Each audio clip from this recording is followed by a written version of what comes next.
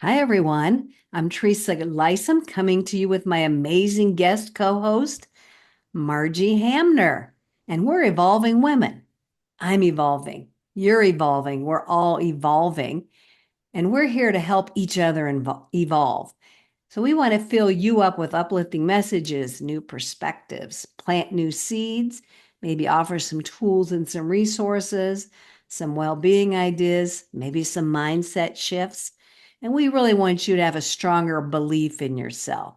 So we're here to give you permission to be your best self. So welcome. We're so glad you're here. Do you have children in your life, whether they be your own children or grandchildren? Do you read books to them? Well, you're in luck today because we have an amazing children's author who used to empower women, and now she's changed her focus to empowering children. So I want to welcome Margie Hamner. We're so glad you're here. Thank you, Margie, for being here. And we're just going to dig right in and find out how this all came about, how you shifted from women to children over your journey. So please share with us. Thank you, Teresa, and thank you for all of you that might be watching this on the replay. Again, my name's Margie Hamner, and I'm delighted to be with you all today. As Teresa said, I used to be a leadership coach and trainer, and I spent decades in my HR field empowering employees, empowering managers. One of my favorite groups were women, though, because I worked with women, and I had a Women Empowering Women program. But last year, that all kind of changed, and I decided to retire from that career and help shift that to empowering children. And so I started out by writing a book, and the book is called The Magic Ball of Light Summer Camp. And it's a fantasy fiction book. It's a chapter book for children ages 7 to 12. Perfect for my oldest granddaughter. I'm going to have to grab that for her. So you basically reinvented yourself. You created a new chapter in your life as an author for children. Absolutely. It was a complete reinvention, as you're saying, and somewhat unexpected, but it was something that I always wanted to do as a child. I always Mm. wanted to be a writer, and we used to watch a TV show called The Waltons. Does Oh, anybody yeah. remember The Waltons? Yep, And in yep, The yep. Waltons, John Boy was always sitting there with his studious glasses, and he was writing in his journal. And I was like, I want to be like John Boy. And I too, coincidentally, grew up with a family of seven children. I wasn't the Mm. oldest, but I was a fifth. And I proclaimed this to my family one day, or as we gathered around the dinner table, and said, I'm going to be a famous writer. Mm. And they laughed Ooh. at me. Oh, I was just going to ask you if they were supportive of that or not. No, and so that's what kids do. Siblings do that, but I Hmm. I took that to heart, and Teresa, I let that go, that dream go for 50 years, Yeah. up until this year. So, Hmm. you know, don't give up on your dreams. And I have a chapter in the book about that, just like the one I just shared, but I call her Louisa, not Margie. And the same thing happens to her in the book, but her story's different. She Mm. remembers what she learned at the summer camp, and the kids, they all receive a magic ball of light at the camp. Okay. And so when Mm. they have this magic ball of light, that kind of they can tap into it anytime after they go home. So Louisa remembers what she learned, which was don't swallow and put inside of you what other people say about you. Don't Mm. basically don't believe them. Don't swallow and put it inside of you. Yep. She Yep. remembers that, and then she goes back downstairs and tells her family, hey, I'm going to be famous one day, and you're going to ask for my autograph. Mm. And that's what we do as adults.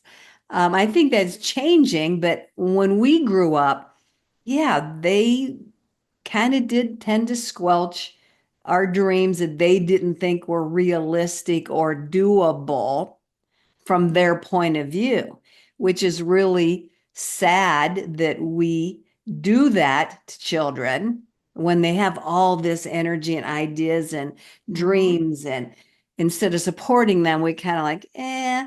And, like if somebody says, I want to be a comedian, and they're like, oh, why don't you just be a pharmacist instead? Something along that line. And I've heard other stories like that. And it's taken people most of their life to come back around to that original dream. And it's really, really sad that we allow that to happen. But again, as children, we do tend to believe what we're told Hmm. from those authority figures. And if they don't believe it, then we probably shouldn't believe it. And then it kind of goes in the back of your head. And But that's you're what here to change all that, aren't you? I'm hoping. I mean, I'm one person, and so this is one book. There will be a series, but this takes everyone to be involved. It takes the parents and the teachers and the grandparents Mhm. and everyone to be involved to make sure that we watch ourselves to not squelch those dreams and to plant those limiting beliefs. I know that you and Mhm. your audience know a lot about limiting beliefs. I can't do it. I'm not good enough. I'm not Mhm. smart enough. I'm not you know Oh, so yeah. let's not plant those seeds in children so that we're not all deprogramming ourselves like we're Mhm. doing now. I'm at the age of 60-ish. So I am deprogramming myself. And Mhm. so as you said, I sort of empowered myself. Wasn't planning on it, but here I am. It's Oh, I like, think I think it's awesome. And adults don't do that intentionally, where we're Mhm. kind of tamping down a young child's dreams. It's not being malicious or anything. It's just our limiting beliefs cause us to limit somebody else's, their dreams. And I know we're learning better. I've learned better. You've learned better, obviously. And again, you're sharing that ability to dream with the future generations so that hopefully they Mhm. won't do that to their kids. But I just love this whole idea of summer camp. I never went to summer camp. I know that's a big thing for some people, some families, their kids get to go to summer camp. I never did. But I went to camp one time when I was in sixth grade. It was like a school thing. And that was just so fun. But tell me a little bit about your summer camp that you write about. Well, the summer camp, and I agree. I'm like with you, Teresa. I didn't go to summer camp. There were seven of us. My dad Mm, worked. My mom didn't work in those days. She did later. We went to Girl Scout camp, and those were great. There were that was my taste of camping. We also went camping as a family because they yes. couldn't afford to stay in a hotel or go to Disney World, or Yep. Same with so my we camped. family. So we Hmm. camped a lot. And so maybe that was part of the reason. And I was just, trying to figure out a way to kind of a wholesome way to start it. And so I mentioned the Waltons earlier, and plus I live in Virginia. So the name of the camp is Camp Inner Light, I and it's love that. located in the Blue Ridge Mountains, which is where the Waltons was. Oh, how coincidental. Yeah. So, I kind of tying that all back in. And then you want to hear another really strange coincidence Hmm. is that my last name, married last name, is Hamner, Yeah. which the person who wrote the Waltons is Earl Hamner Jr. No way. Yes, You are yes, kidding me. right. Talk about everything coming full circle. Oh my gosh, that is so cool. Wow. Yes. And So I don't know. that It's just some started the kind of journey. very, very unique, interesting. So I've already reached out to the Waltons Mountain Museum. They have one down there. I need to get Uh-huh. down there to see if they might like to carry my book. Oh my God, wouldn't that be a thrill if that happened? Oh my gosh. And to meet John Boy. Ooh, Yeah. is it? Oh, that is so awesome. So these kids are at this summer camp. They received this lighted ball, which I love that idea. I love that idea. And how are the lessons coming through in this story? Yeah, that's a good question. So it sort of ends. They go to summer camp, and they go fishing and they swim and they roast hot dogs and marshmallows and s'mores. But on the last day, they have a kind of a closing ceremony, and they all stand in Hmm. a circle, and their leader her name is Mrs. Wilson, and her they go by Mimi. She reveals like this ball of light, just kind of, and everyone gasps. You're like, Yeah, I wow, look at bet. that. And she waits till the very last day to bring this ball out, and they're getting ready to leave and go home. And she passes the ball of light to the child to her left, who puts it in his heart. And Mm. he passes it to the next kid who pushes it into their heart. And it kind of goes all the way around. And then someone says, what is the ball of light? What is this? And then she says, this is everything you learned in this. It's kind of an empowerment camp. And so we don't give it away yet, this is chapter 1, where you're leaving to wonder what's in the ball of light. And so Hmm. as each chapter unfolds, they tap back into the light to be confident in a situation, maybe where they're being bullied, or they tap into the light if for courage to face a serious health condition, or to stand up for what they want to believe in their dream, like Louisa. So Hmm. they're tapping into the light for emotion, managing their Yeah. feelings, drawing their feelings, confidence, self-esteem, all of these things that we all face every day. And that we all need to feel empowered and feel that we can tap into our own personal power to Mhm. use it in whatever way we need. And resilience came into my head when you were talking. Like it's a tool to help kids feel empowered, resilient, be able to use their own resources to do Mhm. what they want to do instead of depending on external resources. What a gift to give young kids. An absolute gift. Like I said, so they don't have to wait 30, 40, 50 years to figure it all out and come to that realization. Yeah, hopefully they can, and again, it's a big purpose, isn't it? So this is Mm-hmm. just, one little part of that, which is the book, and maybe we'll start a movement, and where people can kind of come together Mm-hmm. and empower children. That's really what it's about. As they say, children are our future. I mean, it sounds cliche-ish and trite, but it is so true. It And really is. this is, I can see this as a tool of empowerment that kids can, like you said, move themselves forward. Now, let me ask you this. In that book, so you're talking about the upcoming books in the series, or all this takes place in this first book? In this first book, there are, I think, 8 chapters, and each Okay. little small story. Because again, it's a small Okay. book. It's only got about, and you can see it's got some of the, kind of the sketches in it. It's like, it's good sketchbook. So this is Mm-hmm. Grace, who's being bullied at school. Mm-hmm. So there are different chapters for different children. So each one is bullied, one, faces, wants to be a singer, wants to join the choir, and her mom says no. Her mom's a doctor and says, no, you don't want to do that. Singers don't make any money in life. And so she Like we then taps said. in. Yeah, yeah, like we said. So she taps into light to find the courage to say, hey, I don't really know what I want to be when I grow up, but I just want to join the choir. I'm just like in Mm-hmm. elementary Yeah, school, right. because what could kids do? They could be totally passive aggressive about it, right? They could just Mm-hmm. run away from home. They could, be, I mean, they could act out in other ways Yes, yes. without being able to articulate that they really would like to do it. Kind of assertiveness, maybe. Mm-hmm. Yeah. Um, each chapter talks about what happens for each child and how they use that ball of light, how they tap into that ball of light for their own personal empowerment. Oh, I just love this idea so much. Yeah, I said I can see me get my oldest granddaughter this. She's getting to that age where she's doubting herself and other outside forces are influencing her.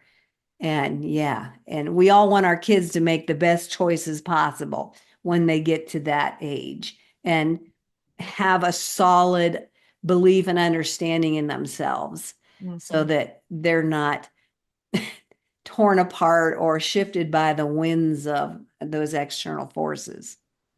Absolutely. You nailed it on the head. That's exactly it. And, if they, and, some of the testimonials I've received have said, it was like well, I think it was a dad or a mom sent in a testimonial, and you guys can see them on Amazon. They're listed there, where they basically says, we read the book together, and then it Hmm. opened up the ability for the child to talk about something, like Right. maybe that was happening to them at school, or maybe they really want to Hmm. do something that they didn't believe in. So it opens up an opportunity to have a discussion about it.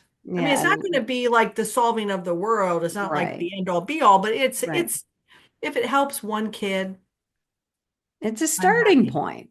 It's a Hmm. starting point, like you said. Open up discussions that may not have gotten discussed without that book being there, which I think all books are like that. It gives you a way to start a conversation. And some of them are somewhat shallow, and some of them, like this one, have a lot more substance to it. So Hmm. I so applaud you for that. I can see this being useful in a educational setting with groups of kids as a teacher. Like I said, I was a teacher for a very long time. This would have been awesome. Hmm. What grade did you teach? I taught kindergarten through eighth. That's a whole nother story. Well, that's a perfect age for it. This is great for kindergarten up to probably about middle school, Yeah, seventh or yeah, eighth grade that's what or I was sixth grade. thinking. Yeah, that's Yeah. about where my granddaughter, my oldest granddaughter is. But yeah, I said this could just be such a gift for any kids in your life, whether it be grandkids, nephews, nieces, neighborhood Your neighbors, little your neighbors. friends, Or even So, like if you're having a birthday party and you give everybody a little goodie bag, oh, just that'd be slide cute. slide Love one that in there. idea. Yeah.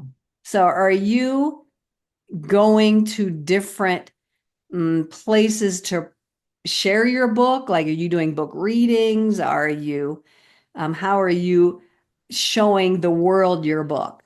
Yeah, absolutely. So the first step, as you know, I published it and launched it on Amazon. So that's like the first.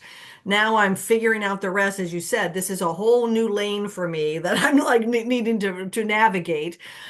So yes, I have done some book signings. I've done some fairs with children. I've gone to the schools and read the books. Love that. So that's going to just continue on. And I honestly, I really like that because as a former trainer, when we went in COVID and we had these virtual, sessions, it was okay, but I love being with people, one Mm-hmm. on one, face to face, and Yeah, seeing their yeah. little eyes light up Mm-hmm. and their eyes of wonder. And when you ask them to raise their hand, is anybody else here afraid to give a presentation? And they're like, yeah, yeah, we have to do it for our science project. And there's a chapter on there about overcoming fear of public speaking. So, so yeah, so I will be doing more of those, and I look forward to them. And I love reading kids' books to kids. I absolutely love it. And when you have a really good one, yes, I love asking them questions about it and getting their feedback. It's just so fun. Do you have like questions in the book itself that an adult could use to ask kids to Hmm. spark conversation? It's a great idea, Teresa. Maybe I should add that into book number two because I'm working on book number two now. But other people have mentioned that, and again, as a former teacher of adults, I always had interactive activities, always had those questions, but when I was writing, I'm like, well, it just seems so weird. It just seems so like at the end of the chapters, but it might be a great thing to add. Well, I've seen books like that where Have you? they had a few little questions that you can ask the child. I know Mhm. my youngest granddaughter loves that. Ask me the questions. So she thinks Okay. that's fun. But I love that you are figuring things out on the way. Like you didn't wait to be perfect and know everything and have it all thought out and planned out and figured out. You're just like going, taking one foot before, in front of the other, just looking, Mhm. watching as the path unfolds in front of you and figuring it out on the way. And you're right. I mean, I've learned that. in life that it's never going to just be revealed to you. There's no voice from heaven that's going to come down and say, this is what you're going to need to do. It's all baby steps. Taking Hmm. one step, take some action. And I know that's you give that must be the advice that you give your clients as well. If you go down that road and it doesn't work, then you back up and go down another one. It's just like Yep. you got to Yep. keep moving forward. Right, right. That And the action. path Yeah. will be revealed. The path will, as you're walking towards, I think, imagine you're walking towards four forks in the road. One of them is going to be a little brighter than the other. Hmm. And if you choose the wrong one, Yeah, or there's no wrong, but one that mhm, you're not happy with, you have the opportunity to go to the other one or take another absolutely. path. It's there is Hmm. no failure, there is no wrong choice. Just pick one and move forward on it. But Yep. I just love that you have decided to do this, after you're retired. And again, it's a whole new chapter for you. And I just want viewers to realize and understand that it doesn't matter what age you're at. You can try something new. You can create a new identity for yourself. You could do something that you used to do as a kid and you want to come back to it. I Hmm. talked to a woman a week or two ago who loved to dance as a kid. And so she's like coming back around to that as an older female, but I just love that. There is no age limit on anything.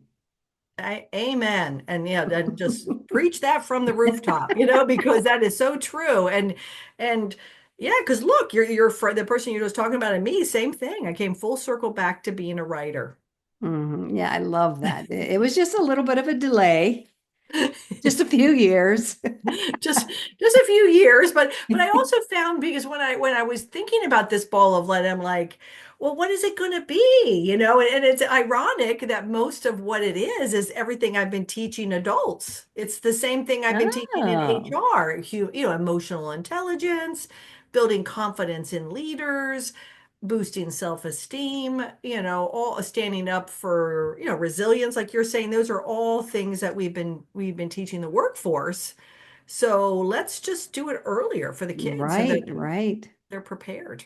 Oh my gosh. Yeah. Isn't that funny though that you were teaching at this age, the adults, and now you're doing the exact same thing to the younger kids? What's that? Isn't there a whole thing about everything I needed to know I learned in kindergarten? Yeah. So it doesn't matter which end of the spectrum you're at. This is stuff we all need to learn, tools that are going to serve all of us. So I absolutely love, and I love that you take baby steps because I'm a big baby stepper too. I'll just take little tippy toes.